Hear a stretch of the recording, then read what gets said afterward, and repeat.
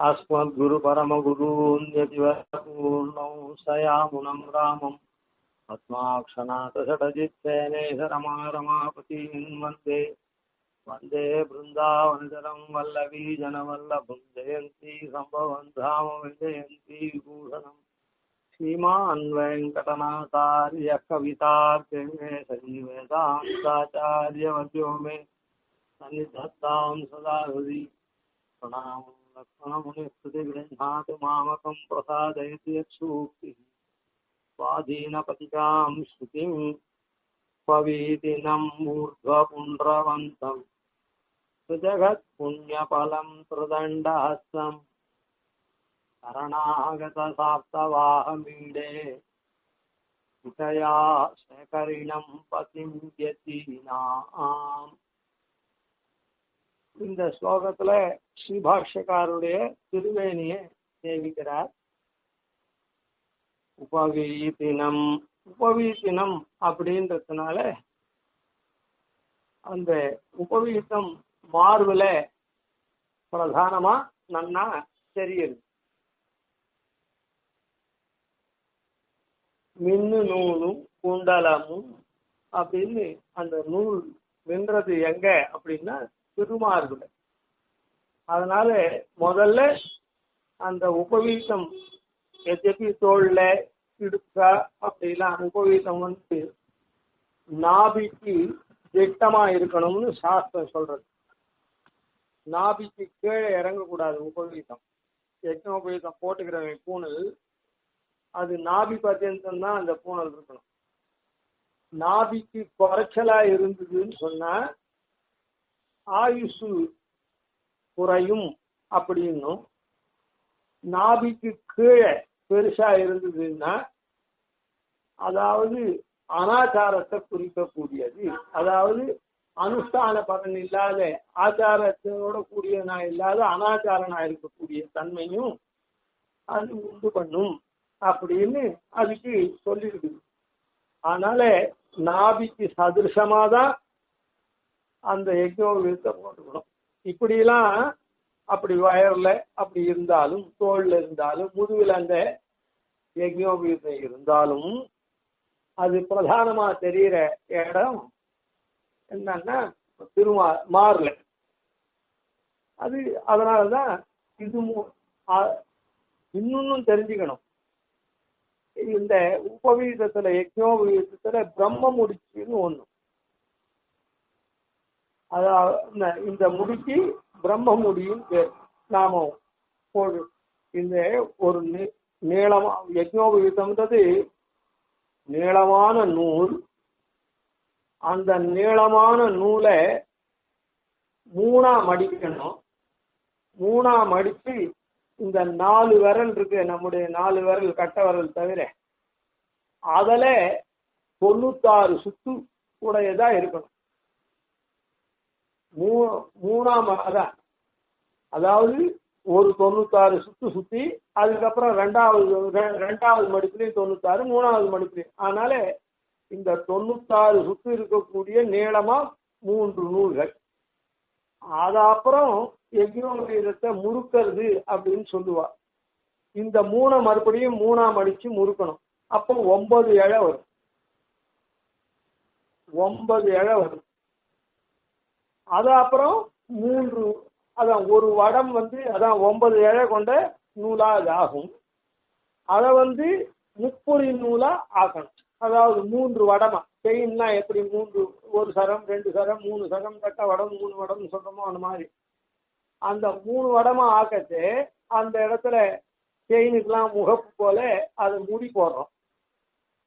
அந்த முடிக்கு பிரம்ம முடின்னு பேர். சரி, இந்த அப்புறம் இந்த ஒவ்வொரு 9 இழை கொண்ட நூல் அப்படின்னு சொன்னபோது அதுக்கெல்லாம் ஒவ்வொரு தேவத்தை 9 தேவத்தை இருக்குது. அப்புறம் இந்த 3 இதுவா இருக்கு. அதனால அந்த கிரந்தி முடிச்சு, அந்த முடிச்சுல 3 தேவத்தை, அப்புறம் மொத்தத்துக்கு யஜ்னோபவீதத்துக்கு சுயபதியா இருக்கக்கூடிய எம்பெருமான் தேவத்தை. இப்படி 9 இழைக்கு 9 தேவத்தை, 3 முடிச்சுக்கு அது 3 முதுவா முடி போடச்சு. அந்த 3 முடிச்சுக்கு 3 தேவத்தை, அதுக்கப்புறம் மொத்தத்துல யஜ்ஞோபவீதத்துக்கு ஒரு தேவத்தை, அது பெருமாள். சரி இருக்கட்டும். அந்த பிரம்ம முடி எங்க இருக்கணும் அப்படி? அந்த முடிச்சுக்கு பேர் என்ன? பிரம்ம முடி. பிரம்மா முடி இல்லை, பிரம்ம முடி, அதான் எம்பெருமா. அந்த பிரம்ம முடிச்சு எங்க இருக்கணும்னா இப்படி மார்புக்காக தான் இருக்கணும். பின்னாலேயோ இல்ல இப்படி வயர்ண்டையோ இல்ல கீழே அந்த நாபிண்ட இல்ல மடிஞ்சு போறது இடுப்புண்ட ஆன மாதிரியோ அங்கெல்லாம் இருக்கக்கூடாது. எப்பவும் பிரம்மமுடி எங்க இருக்கணும்னா அந்த இடத்துல, ஏன்னா பூனல்ல பிரதானமான இடம் பிரம்மமுடி. அந்த பிரம்மமுடி மார்புல தான் இருக்கும்.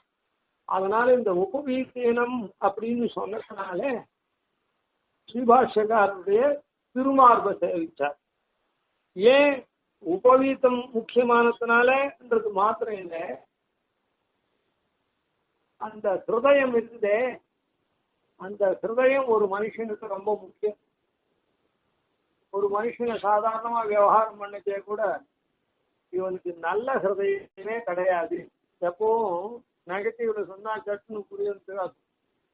அப்புறம் நல்லவாழை இவருக்கு ரொம்ப நல்ல ஹிருதயம் அப்படின்னு சொல்லும். நல்ல உள்ளம், உள்ளம் சரி கிடையாதுன்னு நல்ல உள்ளம்னு சொல்லும். அதனால ஒரு மனுஷன் எப்படி இருந்தாலும் அந்த உள்ளம் இருக்குதே ஹிருதயம், அது ரொம்ப நன்னா இருக்கணும். அதனால ஸ்ரீபாஷ்யக்காரருடைய அந்த உள்ளம்ன்றது அந்த திருமார்புக்கு உள்ளதானே, அந்த பிரதேசம் தான் உள்ள. அதனால அந்த திருமார்பு பிரதேசத்தை முதல்ல சேவிக்கிறதுக்கு காரணம்,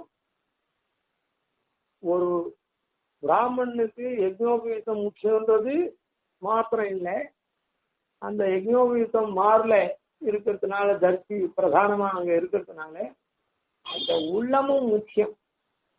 அதனாலதான் அவளுக்கு தான் ஒரு கால் தெரியல, ஒரு கால் அவளுக்கு யஜ்ஞோபவீதம் இல்லாததுனால அவளுடைய உள்ளம் மாறி போறது போல. அதனால அபார்த்தங்களை சொல்லி லோகத்தை வஞ்சிக்கிறாளோ என்னமோ, அது சொல்ல முடியாது. அந்த மாதிரி அதனால இந்த பிரம்ம முடிச்சு அதான் இந்த யஜ்ஞோபவீதம் திருமார்புல இருக்கிறதுனால இவருக்கு நல்ல ஹிருதயம் கொண்டு எல்லாரும் உஜ்ஜீவிக்கிற வழியை, கண்ணன் பெருமான் எப்படி எல்லாருக்கும் உஜ்ஜீவிக்கிற வழியை சொல்லி, சக்தாதிகாரிகளுக்கு பக்தியோகத்தை சொல்லி, அதெல்லாம் ஒன்றும் இல்லாத அசக்தாதிகாரிகளும் பக்தியோகாதிகள்லாம் பண்ண முடியாத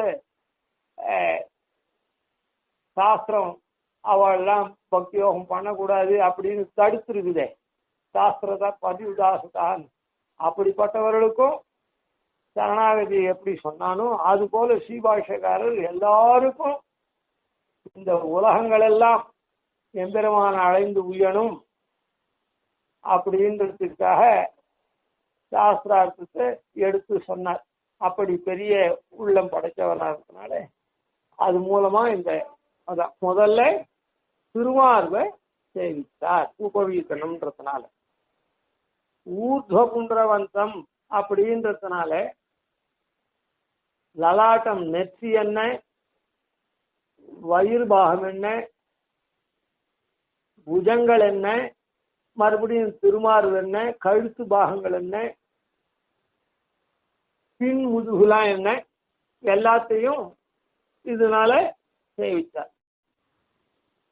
இப்போ இந்த இடத்துல ஒரு சந்தேகம் வரலாம், இப்படி சேவித்தார் அப்போ திருமேனி மொத்தத்தையும் சேவித்தார் அப்படின்னு சொல்லலாம்.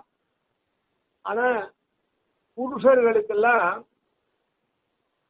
இடுப்புக்கு மேலதான் சுத்தி. அதனால இந்த இடத்துல என்ன பண்ணார் அப்படின்னு சொன்னா, இந்த திருமேனியை சேவிக்கக்கூடிய பிரகரணத்துல நேர ஒவ்வொரு திருமேனியும் சொல்லல, அந்த திருமேனியினுடைய பாகத்துல சாத்தின் இருக்கக்கூடிய உபவீதத்தையோ இல்ல குன்றத்தையோ இல்ல திருதண்டத்தையோ சிகையோ இப்படியெல்லாம் சொல்லி அந்த திருமேனியுடைய அங்கங்கள் இருக்குதே, அந்த அதனுடைய விசேஷணத்தோட அந்த அங்கங்களை சேவிக்கிற, அந்த விசேஷணத்தை சேவிக்கிற அங்கங்களுக்கு இப்போ கைக்கு ஏன் வளையல்? சூடகமே தோல் வளையே தோடே செவிப்பூவே பாடகமே எந்தனைய பல்கலனும் யாமணிவோம் அப்படின்னு ஆண்டாள் சொல்றா. அப்படின்னு சொன்னா கைக்கு, அதாவது முதல்ல சூடகமே அப்படின்னு ஆரம்பிச்சா. சூடகம்ன்றது கை வளை. அந்த வளை எதுக்காக சொன்னான்னா, அந்த வணக்கத்தை தெரிவிக்கக்கூடியது கை, கைகூப்பு செய்கையேன். அதனால அனுகூலத்தன்மையை தெரிவிக்கிறது கைதான். ஒருத்தர் சொன்னால்னா அடியேன் அப்படின்னு கையை கூப்பி அங்கீகாரம் பண்ணி அனுகூலனா இருக்கிற விஷயத்த. அதனால அந்த இடத்துல அந்த கைக்கு உண்டான ஆபரண விசேஷம். அதனால்தான் அந்த கைக்கு அந்த வளையல் ஆபரண விசேஷம். அது பண்ணக்கூடிய ஒருத்தர் ஒன்று பண்ணாள்னா கிஃப்ட் தரா, நன்னா பண்ணாள்னா, இல்லை மெடல் தரா, கோல்டு மெடல், அந்த மாதிரி சில்வர் மெடல் அப்படின்லாம் தரா. அதெல்லாம் எதுக்கு? அவளுடைய அந்த சாதனைக்காக, செய்கைக்காக. அதனால இந்த இடத்துல சூடகமே அப்படின்னு. அப்புறம் தோல் வளையே அப்படின்னா தோல்ல வளைஞ்சு இருக்கக்கூடியது திருமங்கல்யம். எத்தனையோ தோல் வளைன்னு சொன்னா இந்த தோல்ல வளையா போட்டுக்கிற அந்த ஆபரணத்தை சொல்லுவார்கள். ஆனா தோல்ல வளைஞ்சு இருக்கக்கூடியதானது எத்தனையோ இந்த செயின்னு சொல்றமே, முத்து சர வடங்கள்லாம் இருக்குது. அதுல பிரதானம் எதுன்னா திருமங்கல்யம் தான்.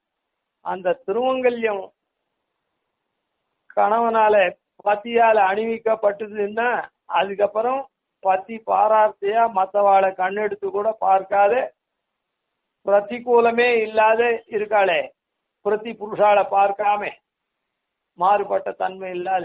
அதனால அந்த தோல் வளையே சொல்லி அந்த தன்மை எப்போ வருது? அந்த திருமங்கல்யம் ஏறின உடனே ஈத்தரனுடைய இதுல தோல் வளையே தோடே, தோடு அப்படின்றது சூடகமே தோல் வளையே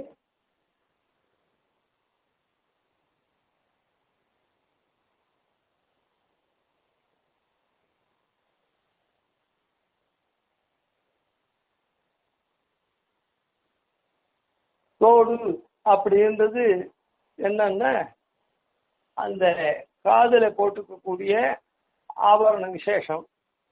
ஆனா அந்த காதுல போட்டுக்கக்கூடிய ஆபரண விசேஷம் அதுக்கு அதுக்கு என்ன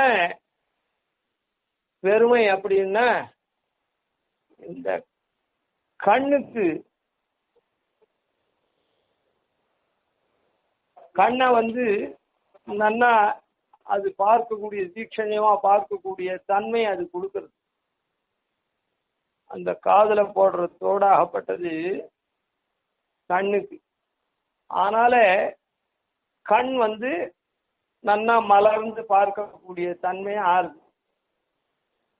அந்த கண்ணு மலர்ந்து பார்க்கக்கூடிய தன்மைக்காக அந்த தோடு போடுறோம்.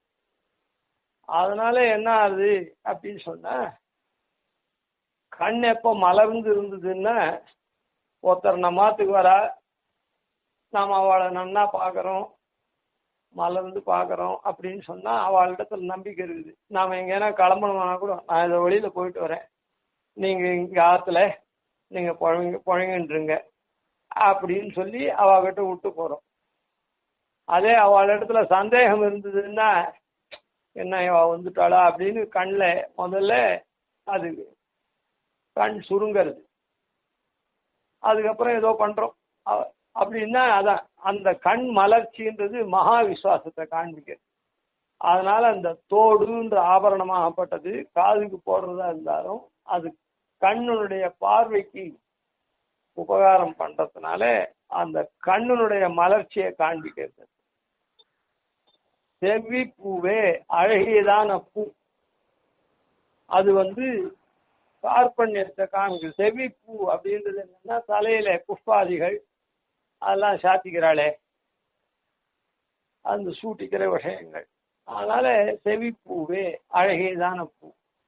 அந்த குழலுக்கு அழகையும் மனத்தையும் தருது. மனத்தை அதிகப்படுத்துறதும் அழகை அதிகப்படுத்துறதும் அந்த புஷ்பம். அதாவது குழல்ன்றது பத்னிகளுக்கு ரொம்ப முக்கியமான விஷயம். குழல்ன்றது பதிவிரதா ஸ்திரீகள் பத்னிகள் இருக்காளே அவளுக்கு குழல் முக்கியம்.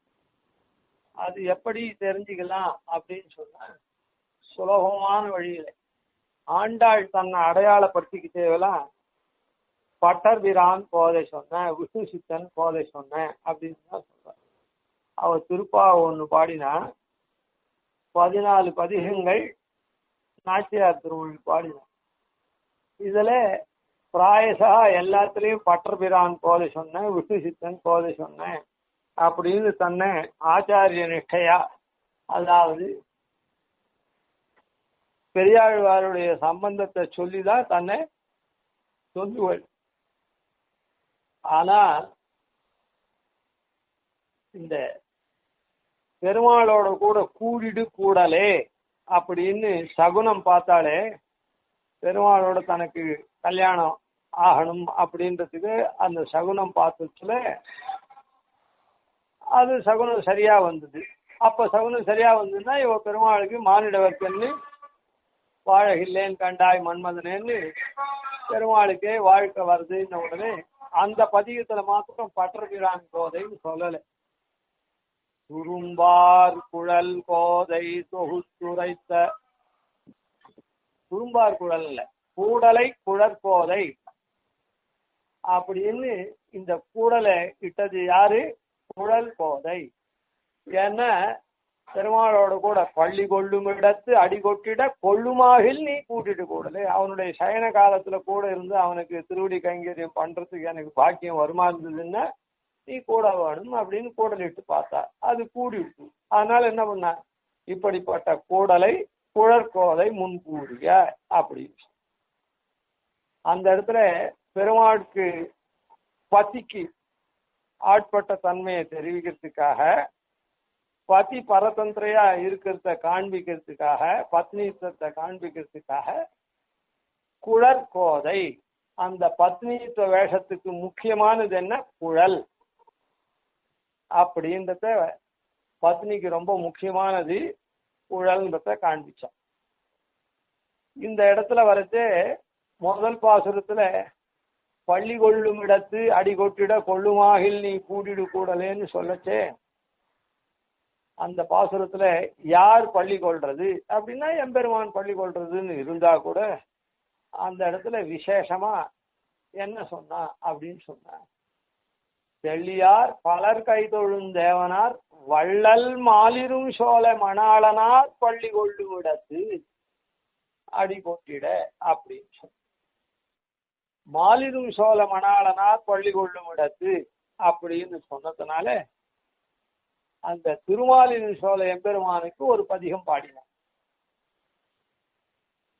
அந்த திருமாலிரு சிந்துர செம்பொடி போல் அப்படின்னு அவனுக்கு அந்த சுந்தர தோளுடையான் சுழலையில் நின்றுங்களோ அப்படின்னு. ஏன்னா சர்வஸ்வதானம், இவளுக்கு அவன் தானே எல்லாமும், ஒரு பத்னிக்கு பத்தி தானே எல்லாம். அதனாலதான் சுந்தர தோளுடையான் சுழலையில், அந்த சுந்தர தோல் வச்சுருக்கான 4 தோளை அவனுடைய சுழலையில அகப்பட்டு நான் உயரேன் அப்படின்னா. ஏன்னா ஒரு பத்னிக்கு புருஷன்தான் மொத்தம் எல்லா சுகமும். அதனால அவனிடத்திலேயே அந்த சுழல்லையே அவ வர்த்திக்கிறான். அதனால சுந்தர தோளுடையான் சுழலையில் நின்று உயிருங்களோ அப்படின்னு சொல்லி பாடினான். அந்த பதிகத்துல இன்னும் என்ன பண்ணா, பதிக்கு இவ எல்லாத்தையும் சிசுஷையெல்லாம் பண்ணணும். அதனால நாறு நறும்பொழில் மாலிரும் சோழ நம்பிக்கு நான் 100 தடாவில் வெண்ணெய் வாய் நேர்ந்து பராவி வைத்தேன்னு. ஏன்னா இவ கிருஷ்ணாவதாரத்தினுடைய அந்த இதை நோன்புலாம் மார்கழி நோன்புலாம் நோத்தாளோ, அதனால கிருஷ்ணனுக்கு உண்டானதே 100 தடாவை சொன்னான், 100 தடா வெண்ணைய. அதுக்கப்புறம் பொதுவிலையும் அந்த அக்கார வடிசில் சொன்னேன். என்ன எம்பெருமானுக்கு பிரேமா போஜ்யாசனம் சமர்ப்பிக்கணும். அதனால ஒரு பத்னி பதிக்கு களியெல்லாம் பண்ணி சாய்கிற அளவு அந்த ரீதியில 100 தடா நிறைந்த அக்கார வடிசில் சொன்னேன் அப்படின்னு அந்த ஸ்தானத்துலதான் அவ பண்ணினதுனாலதான் நாம என்ன பண்றோம், அந்த பாயசம்ன்ற அந்த விசேஷத்துக்கு அந்த நாம பாயசம் பண்றத தான் அவ அகார வடிசல்னு சொன்னா. அதான் அந்த எந்த பாயசமா இருந்தாலும் நாம அதுக்கு பேர் என்ன வச்சிருக்கோம், திருக்கண்ணன் அமுது, கண்ணனுக்கு அமுது, கண்ணனுடைய அமுது அப்படின்னு திருக்கண்ணன் அமுது அப்படின்னு திருக்கண்ணன் அமுது அப்படின்னு சொல்றோம். சரி, அதனால எம்பெருமானுக்கு அந்த இடத்துலதான் 100 தடா நேர்ந்து அக்கார வடிசில் சொன்னேன், வாய் நேர்ந்து 100 தடா வெண்ணெய் வாய் நேர்ந்து பராக வைத்தேன்னும் பத்தி பாராட்டியம் தோன்ற பத்திப்பு வேஷம் தோன்ற அதை சொன்னான். அதனால அந்த பதிகத்திலையும் குறும்பார் குழல் கோதை தொகுத்துரைத்தா அப்படின்னு அந்த இடத்துலயும் சுரும்பார் குழல் அப்படின்னு குழல் கோதைன்னு பண்ண சொன்னான். அதனால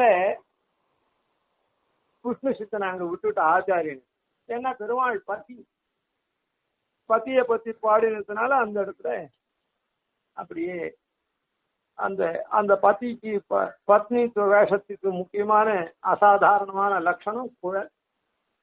அதனால அந்த குழலை சொன்னான். அதனால இப்போ அப்ப என்ன, பதியே சார்ந்து இருக்கக்கூடியவா, வேற அவளுக்கு எந்த சார்வும் கிடையாது அப்படின்ற கார்பண்யம் அதுல தெரியுது. அப்படின்ற கார்பண்ய விசேஷம் அதுல தெரியுது. கிருபண சுபாவம், இவனை விட்டா வேற ஒரு கதியும் கிடையாது அப்படின்னு தனக்கும் இது வழி இல்லை, பிறத்தியாரும் இவளுக்கு வழி இல்லை அப்படின்ற தானும் தஞ்சமல்லன் பிறரும் தஞ்சமல்லன்றத காண்பிக்கிறது தான் கார்பண்யம், கிருபண சுபாவம். அந்த அதை தெரிவிக்கிறது அந்த குழல் பத்னித்துவ வேஷத்துக்கு பிரதானமாக அந்த செவிப்பூவே. பாடகமே எந்த நய பல்கலனும் யாமணியோ, அதுக்கப்புறம் பாடகம்ன்றது காலில் போட்டு இருக்க தண்டை சலங்கை அது மாதிரி. அப்போ அதாவது கோப்திருத்துவ வரணம் அப்படின்னு இருக்க, நீயேதான் என்னை காப்பாற்றணும், துவமேவ கோப்தா பவா துவமேவ உபாய பூதோமே பவா அப்படின்னு அந்த எம்பெருமானே நீதான் எனக்கு உபாயமா இருக்கணும், நீதான் என்னை காப்பாற்றணும் அப்படின்னு ஒருபடியா அவனை வரிச்சு அப்படியே வரணம் பண்ணி நிக்கிறோம், கொஞ்சம் கூட மாறான். அதனால அந்த கால் நிலை நின்றபடியே காண்பிக்கிறது. அவனை வரணம் பண்ணி அவனிடத்திலேயே அவன் தான் நமக்கு கோப்தா அப்படின்னு நிலை நிற்கிறபடியே காண்பிக்கிறதுனால அந்த காலினுடைய பாடகமே. அதுக்கப்புறம் என்றனைய பல்கலனும் யாமணிவோம் அப்படின்னு சொன்ன. அதனால இந்த இடத்துல என்ன அப்படின்னு சொன்ன, உபவீசனம் ஊர்துவ போன்ற வந்தம் அப்படி அந்த ஊர்துவ புன்றதுனால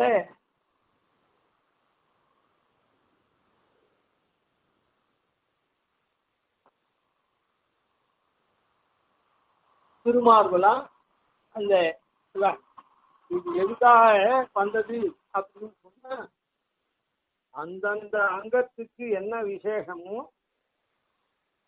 அந்த விசேஷத்தை குறிக்கக்கூடிய அந்த ஆபரணங்களோ ஏதோ அந்த விசேஷனம் இருக்குது, அதை சொல்லி அந்தந்த அங்கங்களை இங்க சேவிக்கிறார்னு அர்த்தம்.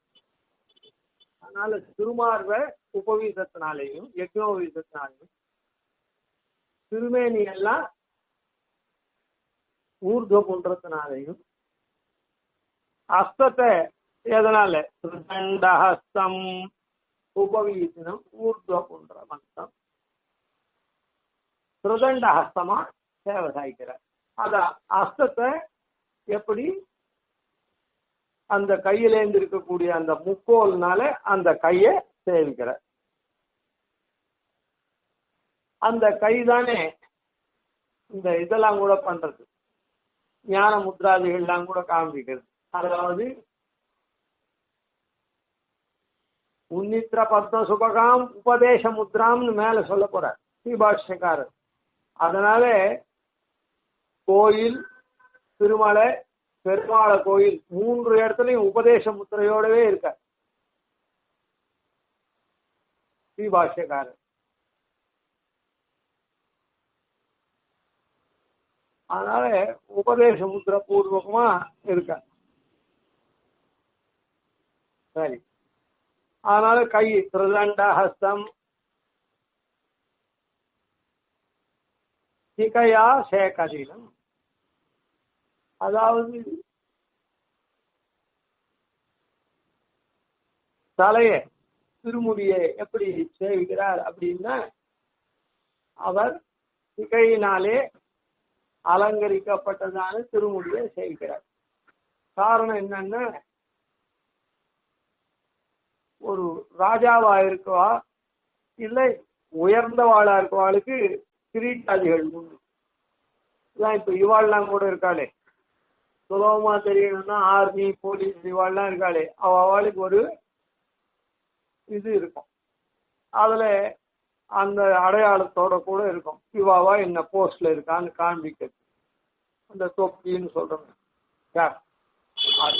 அது போல இங்க சிகைதான் இவாளுக்கான பிராமணாளுக்கான அந்த சிகையான திருமுடியோட அதை செய்கிறார். இப்படி ஸ்ரீபாஷ்யக்காரரு இந்த மாதிரி சேவை சாய்க்கிறதுனால 3 உலகத்துக்கும் பலனா இருக்கார் அப்படின்னு இந்த திருமேனி இதனால 3 உலகமும் பயன் பெறது. ஸ்ரீபாஷ்யக்காரருடைய திருமேனியை கொண்டே அதனால திருஜகத் புண்ணிய பலமா விளங்குகிறார் அப்படின்றதையும் இந்த இடத்துல திருமேனி சேவையை, இது மாதிரியான திருமேனி சேவை 3 உலகத்துக்கும் பயன் தருது.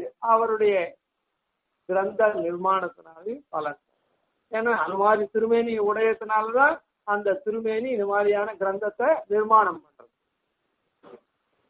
அப்படின்னு சில பிரதண்டஹஸ்தம் சரணாகத சார்த்தவாகம், சரணாகதி பண்ண கூட்டங்கள் இருக்காளே அவளெல்லாம் அந்த கூட்டங்கள்லாம் இவர் வகிக்கக்கூடியவரா, நல்வழி நடத்தக்கூடியவரா இருக்கார்.